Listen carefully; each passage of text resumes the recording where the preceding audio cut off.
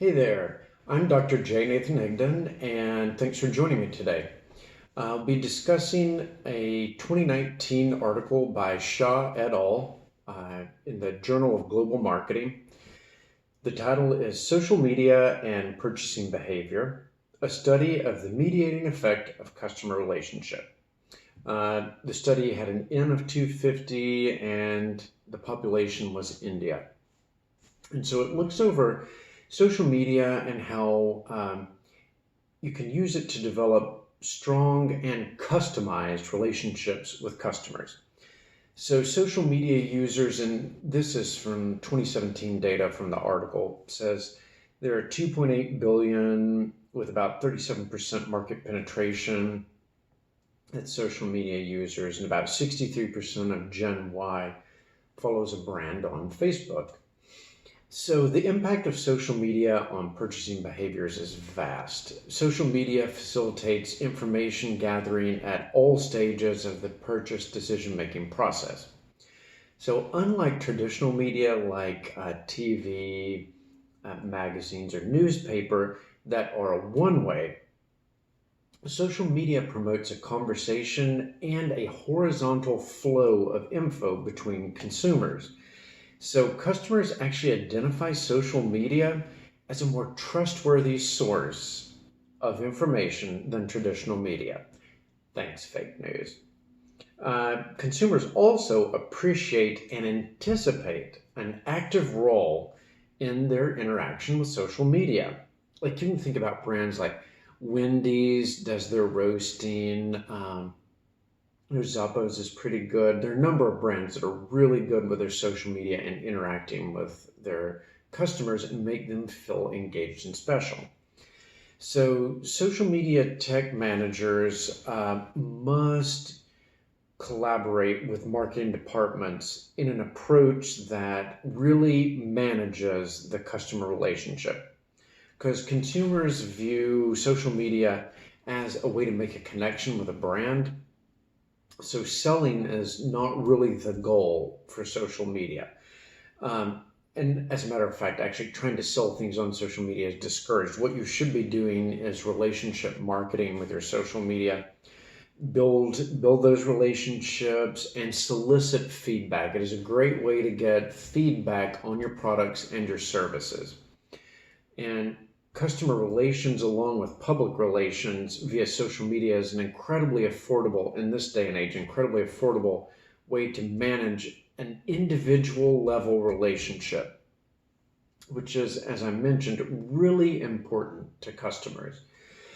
So also, peers influence decisions and electronic word of mouth is only continuing to grow, as social media again is considered a more reliable source of information than company generated marketing. And social media can build that customer relationship via a sense of belonging and identity.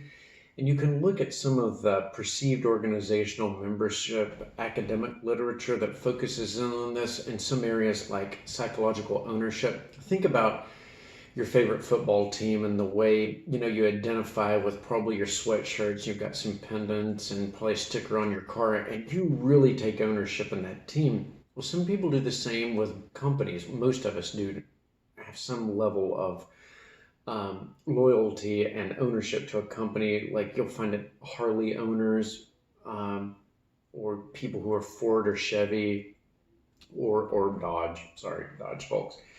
And with trucks, people get really into their psychological ownership. So customers who identify themselves with an organization are more easily retained. And this customer relationship practice has a direct and positive impact on customer loyalty, which is the basis for customer retention. You've got to keep them.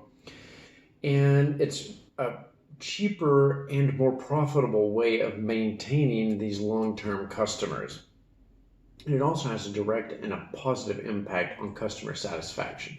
So you keep them happier, you keep them retained, you keep them loyal, and that's something you can do through good social media practices. So organizations must develop effective social media because customer relationships are highly influenced by social media in this day and age. And so if you're looking at ways to implement this, you can start a social media panel of outsiders with your company. If you're looking to do this on a board level, you can get set up an outside committee or a panel of outsiders in the committee with social media so that you can get more informed guidance on the top end of your company. You have to proactively evaluate and redesign the way you contact and keep customers engaged and interested. That's really important because customers lose interest when social media is stale. So product info is often sought on social media, and utilizing all the data that you're gathering from social media interactions to target and better influence prospective customers is also equally important. So the TLDR of today, too long, didn't read, is that all social media interactions must be high quality. And it doesn't necessarily mean high quality production values, although that helps. The interaction with the consumer has to be high quality so that consumers feel like the information they're getting is better than what they can get from one-way traditional media. So thanks for joining me today. The information for this article will be in the comments below, and also leave comments, and thanks for tuning in.